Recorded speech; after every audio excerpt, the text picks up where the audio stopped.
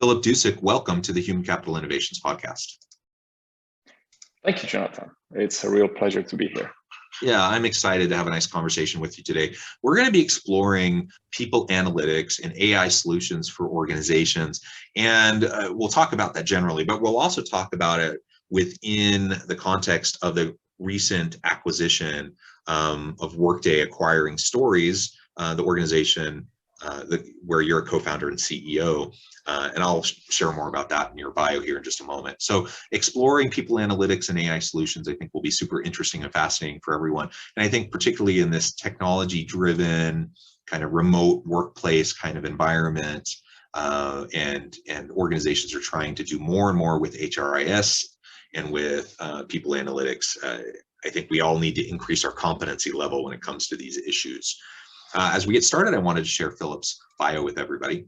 Filip Dousek was a co-founder and CEO of Stories BI, an augmented analytics startup acquired by Workday Inc. Since then, Filip has been leading the team delivering Workday People Analytics. Before Stories, he focused on enterprise analytics and AI solutions. He has also published Flock Without Birds, a novel about Western civilizations and its paradigm shifts. Super interesting. I've always, I do a lot of writing, but it's all very professional and academic. I've always had this kind of inkling that, you know, someday maybe I'll write a novel, but I'm not sure that'll ever happen. So anyways, kudos to you for doing that. Let's hope you do. Yeah, that's a lot of fun. Well, Filip, anything else you would like to add in terms of your background for listeners before we dive on in? Oh, that's a great summary. Thank you. Okay, well, cool. So I guess the first thing to start off, tell us a little bit more about Stories, the origins and the innovation of Stories, and then we can get into the acquisition by Workday and a little bit more context around that. And then we can get into more about just people analytics more generally, the AI solutions and such. Sound good. So Stories really is an engine that automatically analyzes data. That's what we have built, and from some other angle, it's in a way a automated storyteller. So you can think of it as, you know, let's take in all of the data, and in the case of Workday now, let's take in all the data about our organization, about our workers and employees, and let's crunch that. And let's output just the top 10, top 20 most interesting stories that we should be looking at. So that's really the core of the engine. And that's what we've built in for the last 6 years or so. I appreciate that background, and that's super interesting. So you build up your co-founder, your CEO of Stories, and then you get acquired by Workday. Tell us a little bit more about that that experience, that process, because that's, I think, something that's unique that a lot of people haven't experienced who are listening, and then we can go from there. Okay. Well, so we built Stories, I would say, at the right time. We have been one of the first augmented analytics startups that really got this kind of technology to work. Augmented analytics as such is a term that Gartner coined in about 2016, 17. And in a way, it denotes a progression from just analytics, or from just the crude concept of AI. Like, we'll just throw something at a machine and it will tell us everything that's happening in the data. Like that's in a way a fairly naive concept, right? And augmented analytics really addresses that, the complexity. So what we mean by augmented analytics is we need typically a human in the loop, but we can augment the human analysts or the manager's work through an AI or machine learning or other intelligent algorithm. And that's where augmented analytics really comes into play. So, and this is where, having built one of the first examples of such technology, like we were showcased by Gartner quite a bit. Gartner having really defined this area, they started pointing to us also as a prime example of a startup that's really pioneering the work here. And that's how several large companies, including Workday, heard about us, and we entered into conversations about the potential acquisition. And there was at about the same time when we also got into the Alchemist Accelerator, which is a sort of top B2B Silicon Valley based accelerator. And so on one hand, I was moving to the Bay Area already because of the accelerator, and these discussions with Workday opened up at about the same time. So in the end, we basically chose the option to join Workday and focus on the building of the product while leveraging Workday's magnificent sales force, and the whole synergy that comes from the large enterprise. Yeah, thank you. And so, and I appreciate providing a little bit more context around AI and machine learning as well, as you were building everything and what it can potentially do. So so Stories gets acquired by Workday. You ride off into the sunset. Everyone's happy, doing really great things for organizations. That's all amazing. That's wonderful. And so you continue to lead the Workday People Analytics team. So let's zoom out now and talk a little bit more specifically, just a little bit more generally about people analytics and the types of AI machine learning that can augment that and help us better utilize the vast amount of data that many organizations have around their people, their efficiencies, their performance. What are some of the types of things that you focus on with your team in terms of the people analytics for organizations? And what are some of the core elements that leaders need to be thinking about if they haven't already? Right. So, and let me start by saying that the original Stories technology, after the acquisition, basically became Workday People Analytics, which is a product. And so I can quite specifically talk about what the product can do. It analyzes the key areas of HCM. So it's diversity and inclusion. It's hiring and attrition.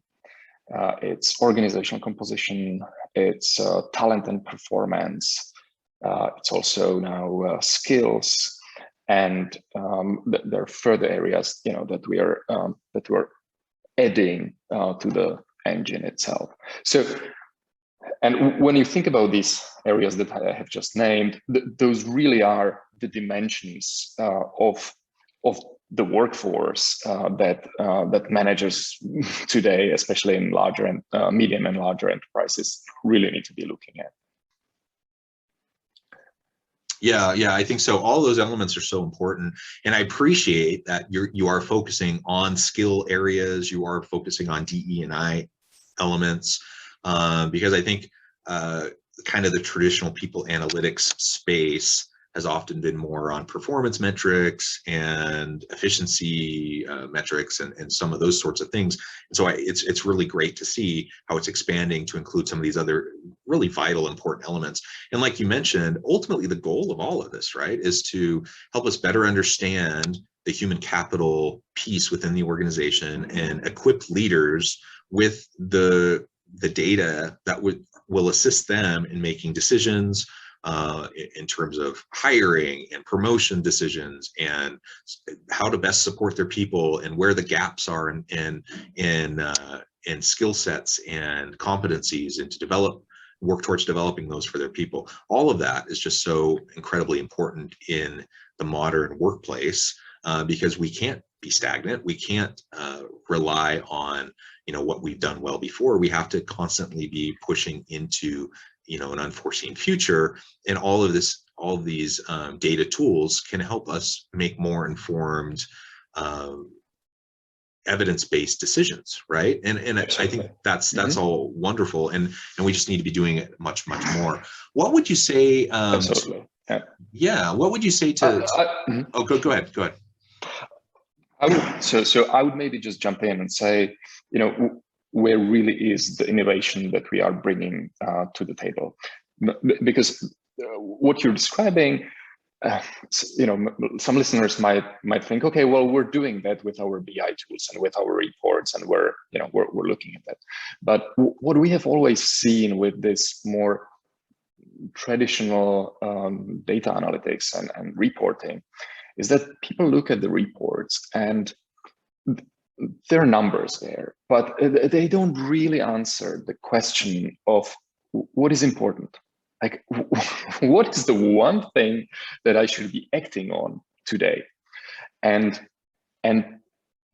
that is really what our engine provides, because it looks at millions of data points and it outputs just the top stories that matter the most, and it ranks them. So when it says, okay, well, you are losing people in this location, and it's mobile Android engineers with this and this tenure, and they have these common characteristics. When you get that story and the engine tells you, and this is the #1 story across the whole organization. Like, we looked at those 20,000 people that work in your organization, and this is the #1. Like, that's extremely powerful, right? When it's a ranked story, or when you know that a similar story is the 5th most important one in the organization, but it's the most important one within my own area of responsibility. And so that insight, together with the prioritization, is really where where the power lies. Yeah, I think that's all excellent, and I appreciate just a better understanding of the unique features of what Workday People Analytics can offer. What would you say to organizational leaders perhaps listening to the podcast today, and they do think, yeah, we're already doing some of this with our own reporting, or even perhaps they know, maybe they're a small to medium-sized business, they know that they should be doing this, but they haven't really started even. What would you say would be the first steps that they should take in trying to better understand, their people management and analytics strategy for their team, for their organization? Right. Well, so I will give the answer that's possibly unpopular, but it's the place to start is really the end goal. So we see a stark difference. Workday is going through hundreds of customer implementations every year, and we just see a stark difference between two groups of customers. The one says, you know what, we'll just start easy. We'll put in our transactional system, we'll start collecting data, we'll see how it goes, and then eventually in phase 2, phase 3, we'll get to analytics. And when you talk to these customers 3 years or 5 years down the road, they are still trying to get to analytics, right? And they are still trying to cleanse their data and define what is it really that they are trying to get out of the transactional system. On the other hand, the group of customers who take the plunge and say, okay, well, we really want to transform our business into a data-driven business. And this is how we think, we as an organization can exist as a data-driven business. They define the vision. They really define how they work in that ideal scenario, what insights they are getting, what what metrics they are measuring. That's where the companies actually start shaping their transactional system and the whole data layer and their data quality processes, so that they reach that endpoint. And so the hard part is often the more successful part. That would be my answer. Yeah, thank you. And I agree. I just think it's so important that we begin with the end in mind, that we focus on the why behind what we're trying to accomplish with any strategy, really, but certainly with a people analytics approach. And I'm a big believer in creating people-centric organizations. And so sometimes I think people think, on the one hand, like a people-centric organization, that's at odds with a people analytics strategy, because now you're talking about quantitative stuff, and it's not, you're talking about people as numbers as opposed to people as people. And I push back on that, because I say, no, when you have the data to make evidence-based decisions that actually target the specific needs of actual people, you can really do so much more with the resources that you have, and ultimately that people-centric organization can thrive as you utilize data more.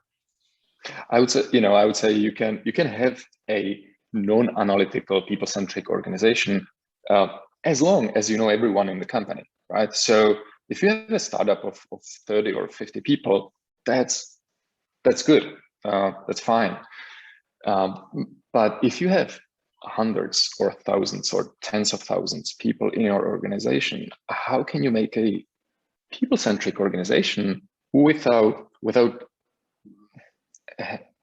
knowing anything about those people, right? So data there is the best proxy for connection in those large organizations. Yeah, exactly. And to your point, in small organizations, it's all built upon this idea that you interact with people, you just know them, right? You know what's going on. When you don't have metrics, when you don't have the analytics to support decision making in a large organization, inevitably what ends up happening is it's still based on stories, but instead of knowing the story of every person, it's all anecdotal, and you only know little pockets. And so then you're making decisions for everybody that's based on extremely limited understanding of the circumstances of everybody. And that becomes really problematic. And especially when we're talking about like DE&I, for example.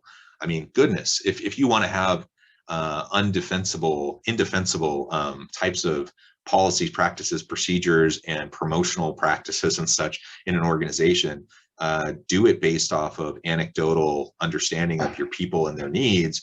And inevitably what ends up happening is those implicit biases that we all have start to manifest because you're allowing those narratives to drive your decision making as opposed to what the data is actually telling you. So, I mean, for so many reasons, as you've well articulated, we just need to make sure that we're utilizing this data. And if we don't have it yet, or if we have it but we don't really know how to utilize it yet, it's worth taking the time, prioritizing this, because it's going to have a tremendous ROI. I can give you an example from Workday as such, like how Workday works actually internally with its employees. We've employee culture, employee engagement is a huge topic at Workday. And Anil Bushri, the CEO, used to say that culture beats strategy, right? And that's a really interesting notion, and it's fantastic to see from the inside really how much attention is given to culture at Workday. And the best part of that is it's very data driven. Like Workday's people culture is very data driven. So we have now recently acquired another company that's called Peakon, right? And Peakon basically does employee engagement through surveys and analytics. But even before Peakon, there was a weekly survey that would be sent out to everyone at Workday, and every employee would get 3 questions. So it would take 1 minute to answer. But every manager then had, an anonymously collected perspective of how their team is doing. And this was really informative, even actually in those situations where you would think, okay, I have 10 people working for me, I know what's happening here. But quite often, what the people then basically relay anonymously can be quite different from what you actually hear directly. And so with a system like this in place, every manager has a very direct feedback from their teams, whether their team is 10 people or 500 people, and they really know what to focus on when they want to be improving the employee experience. So now with Peakon in place, we have actually just gone live internally about a week ago at Workday with Peakon, and that's a really great upgrade of that process. Like everybody at Workday now is really buzzed about what we get there. And the next step on the journey will be certainly like connecting Peakon with our people analytics insights. And so that's something that we will be working toward and building for our customers, that kind of integration as well. Yeah, that's super interesting. And it speaks to the need, the importance of more real-time feedback. So the older model of like the annual engagement survey, that then, you collect the data for a couple of weeks, and then, so I take the survey, after a couple of weeks it closes, and then people do their analyses and everything, and then they pass it along to the upper management team, and then over time it trickles its way down to other levels of the organization. And sometimes it's months, maybe half a year later, that you actually start to like have a meeting where you see how this information is being utilized. And by that point, it's almost useless information anyways. And so just having more real-time understanding of where you're at, more pulse surveys. I love the idea of a simple weekly survey just to understand where you're at, where the gaps are. I think that's tremendous. And if anyone listening, you're thinking, oh, we've never even done an annual survey. Okay, well, you need to start somewhere. So start somewhere, get a little bit of comfort and familiarity with it, get some people on your team that can help with that. But that's certainly a really low bar. And we need to get past that quickly. We need to get to the point where we're just having on an ongoing basis better understanding our people, what's driving them, what their performance issues are, and how we can better support them through mentoring, coaching, career, professional development. Well, Philip, it has been a real pleasure chatting with you today. The time has flown by. I recognize we're getting close to the end of our time. I don't think I said at the beginning, but you are joining us from Prague, so it's getting into the evening there. I'm sure you have plans, so we're going to let you go. But before we close out this episode, I wanted to give you a chance to share with listeners how they can get connected with you, find out more about Workday, find out more about the work that you're doing, and then give us the final word on the topic for today. Thank you, Jonathan. So I am present on pretty much all of the usual social media channels. I'm on LinkedIn, Instagram, Twitter. If you look for Filip Dousek, you will find me there.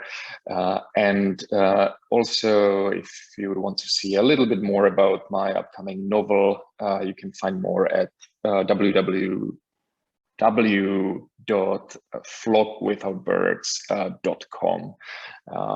And so I would love to hear from the listeners, and stay in touch. Thank you, Mark. It's been a pleasure. I encourage listeners to reach out, to get connected, to find out more about what Philip can do for you. And as always, I hope everyone can stay healthy and safe, that you can find meaning and purpose at work each and every day. And I hope you can have a great week.